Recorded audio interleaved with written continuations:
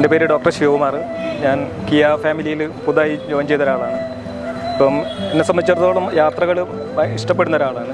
യാത്രകളുടെ safety അങ്ങനത്തെ എല്ലാം ഞാൻ നോക്കുന്ന ഒരാളാണ്. അപ്പോൾ അതെല്ലാം കൂടി നോക്കി പല വണ്ടികളും നോക്കി അവസാനം എത്തിയൊരു വണ്ടിയാണ് കിയ കാരൻസ് ക്ലാവിസ്. ഞാനിപ്പം കുറച്ച് 1 month ആയിട്ട് യൂസ് ചെയ്യാൻ തുടങ്ങിയിട്ടുണ്ട്.